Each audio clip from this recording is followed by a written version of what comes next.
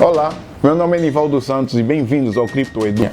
Neste vídeo vamos começar o curso Pioneiro em Bitcoin. Ele tem este nome porque não é apenas uma formação técnica, é um mapa para conquistar a autonomia financeira num mundo em constante mudança. Não vamos falar apenas de preços ou de gráficos, vamos falar de soberania, de como compreender a tecnologia, a economia, os riscos, vos dar ferramentas para decidir com clareza e construir uma vida à frente da inflação, da censura e da incerteza. Num tempo em que muitos ainda reagem ao mercado com medo ou com hype, ser capaz de analisar e agir com critério é um verdadeiro luxo. Um luxo que se traduz em segurança e oportunidade a médio e longo prazo. A minha história mostra isso. Em 2020 eu tinha poupança, mas pouca literacia financeira e perdi dinheiro em promessas fáceis. Foi então que o meu amigo Edivaldo Portela publicou nos estados do WhatsApp a capa de 7 livros com um convite. Se algum despertar o vosso interesse, peçam-me. Entre eles estava a revolução das criptomoedas. Pedi o livro sem grande expectativa. Não encontrei preços, encontrei perguntas sobre poder e confiança. Descobri que o problema não eram as criptomoedas, mas sim a dependência dos sistemas opacos. O Bitcoin oferecia uma alternativa, confiança, construída por design, com regras públicas e verificáveis. Esse momento, um estado do WhatsApp e um livro nas mãos, foi o primeiro passo para me tornar pioneiro. E é esse caminho que eu quero partilhar convosco. Este curso está organizado em 7 videoaulas, cada uma com cerca de 30 minutos, pensadas para vos dar conhecimentos sólidos e aplicáveis. Na primeira aula nós vamos falar da introdução à revolução das criptomoedas, vamos ver o contexto histórico e tecnológico, por que é que o Bitcoin surgiu, a descentralização e a confiança sem intermediários. Na segunda videoaula nós vamos falar do Bitcoin e a blockchain, o que é o Bitcoin e como funciona, a estrutura da blockchain, blocos, mineração, consenso.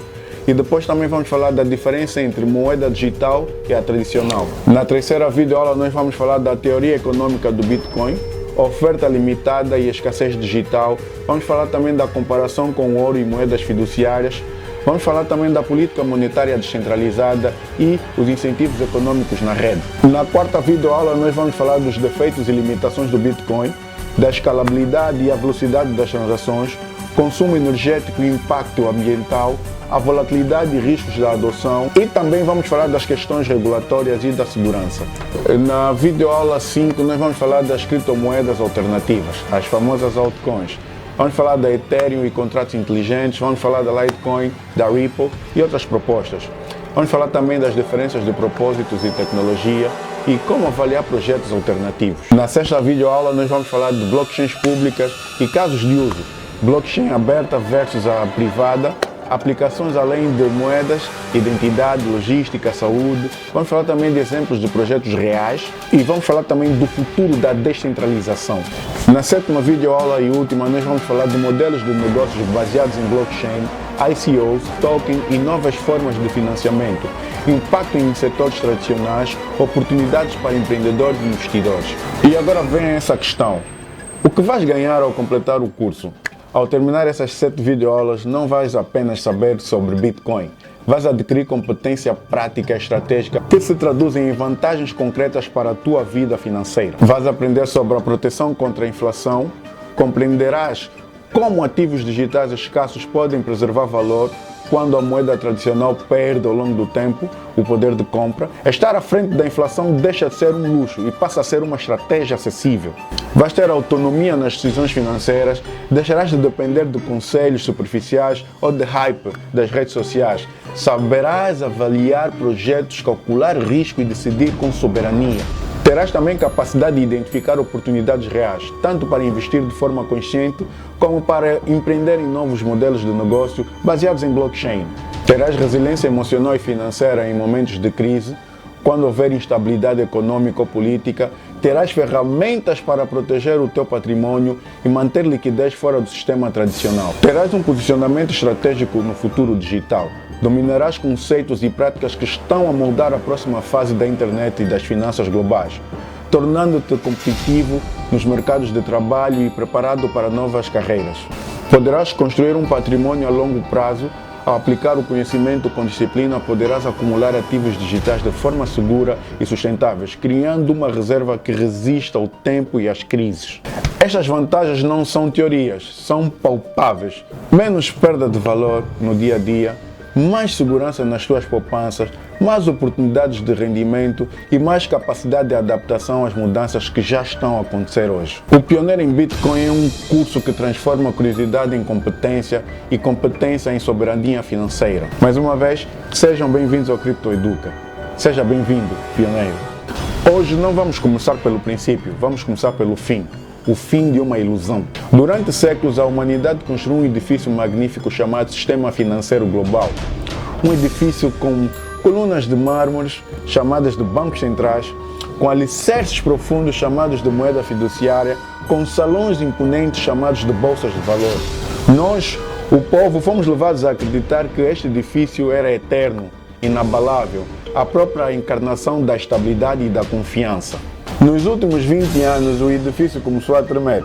Primeiro um tremor suave em 2000, depois um terremoto em 2008 e desde então tem sido uma série interminável de abalos, remendos precários e a descoberta de que as fundações estão literalmente podres. O que vos trago hoje não é uma teoria de conspiração, é um relatório forense, uma autópsia, um sistema moribundo. E quando concluirmos esta autópsia, quando virmos a extensão total da doença, então e só então irão compreender por que o aparecimento do Bitcoin em 2009 não foi um acidente, não foi um hobby de programadores, mas sim o evento financeiro mais importante desde a invenção do dinheiro cunhado. É a resposta inevitável à pergunta que ninguém no poder queria responder. O que acontece quando a confiança se esgota? Vamos encontrar essa resposta juntos. Para compreender a doença, temos de identificar o patogênio. E o patogênio é a dívida não produtiva. Há uma diferença fundamental entre dívida boa e dívida má. Dívida boa financia algo que gera mais valor no futuro. Uma fábrica, uma investigação, educação. A dívida má é um esquema de Ponzi disfarçado. Dinheiro pedido hoje apenas para pagar o dinheiro pedido ontem. O primeiro sintoma, a bolha das .com.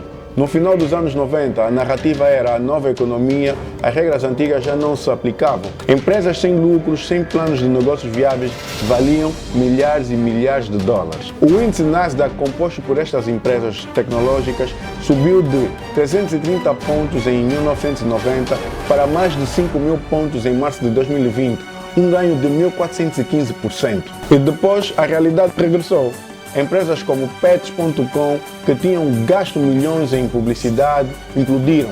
A riqueza era ilusória, construída sobre especulação e narrativas, não sobre valor real.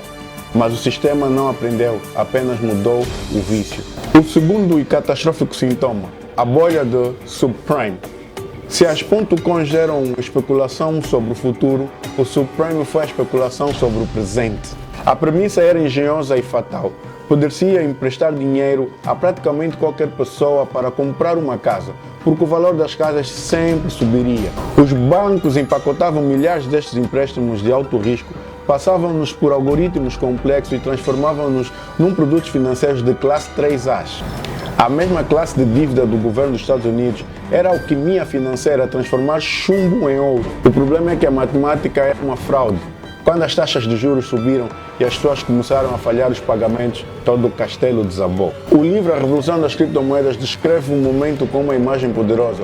Não foi nem como a explosão instantânea que se vê em tempo real quando se estoura um balão com um alfinete. Foi a versão em câmara lenta. Podia-se ver o momento em que o alfinete rompia a tensão superficial.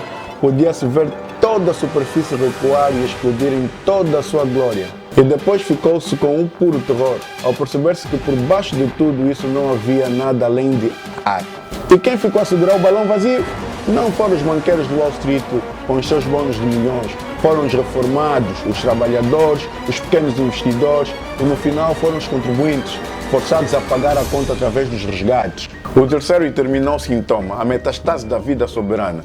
Aqui chegamos ao cerne da patologia. Depois de 2008, os governos e bancos centrais tiveram uma escolha: deixar o sistema purgar-se do vício, com uma recessão profunda mais curativa, ou administrar mais droga.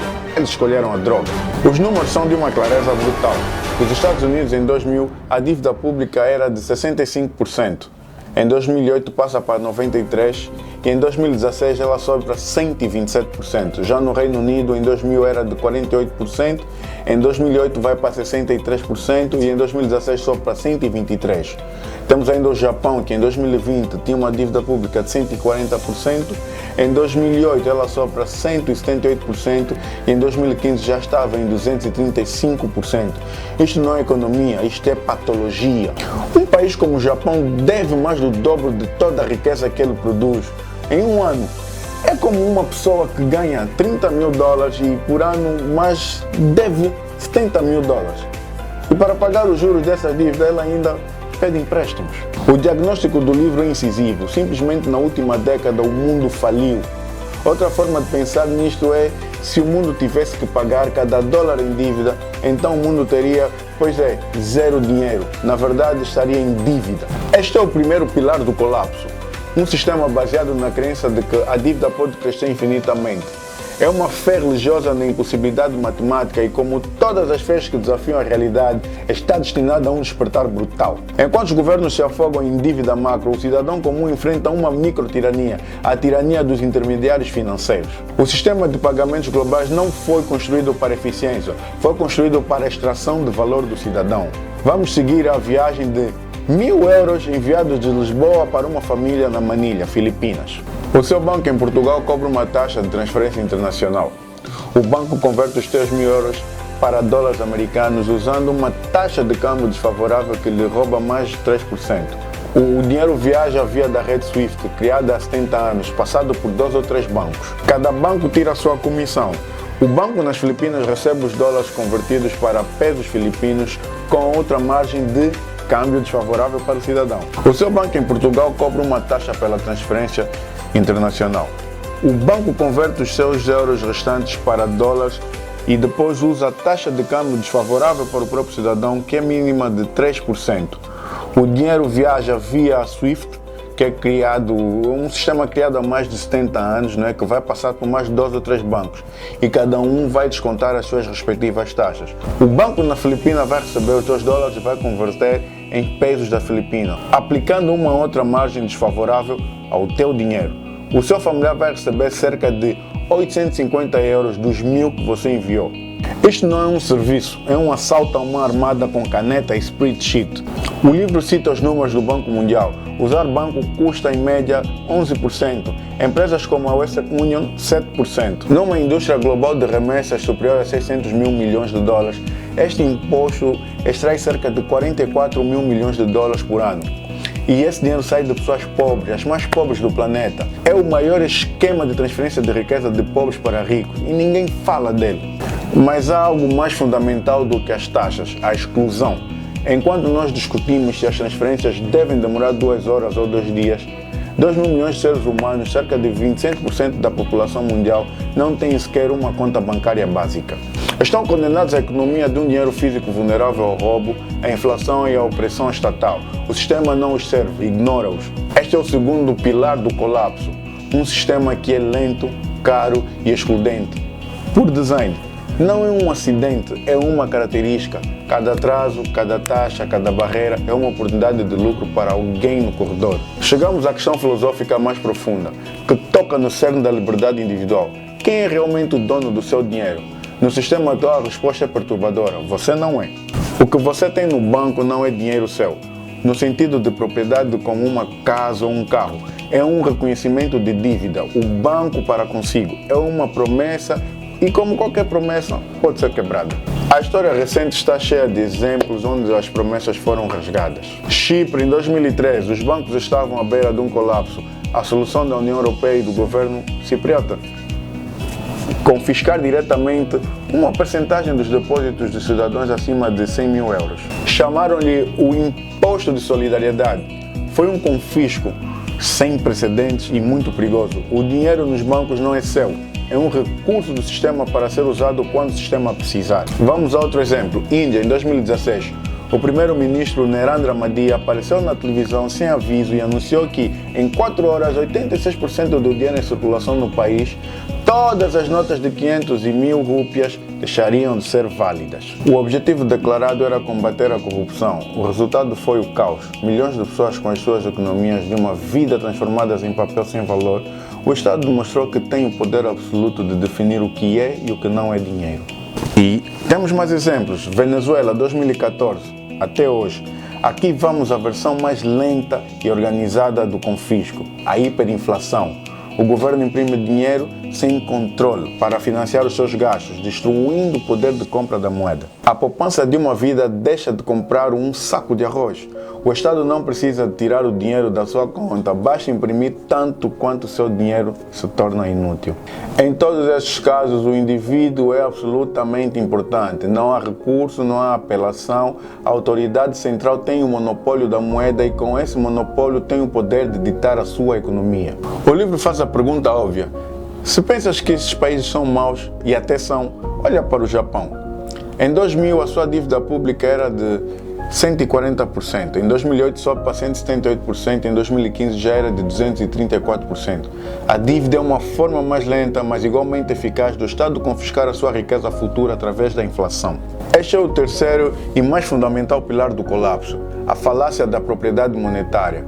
Vivemos na ilusão de que somos donos do nosso dinheiro, quando na realidade somos apenas seus guardiões temporais, sujeitos ao capricho dos verdadeiros donos, o Estado e o sistema financeiro que lhe protege. É neste contexto um mundo de dívidas incuráveis, de um sistema de pagamentos predatório e de propriedade monetária ilusória, que ocorre num evento silencioso mas tectônico.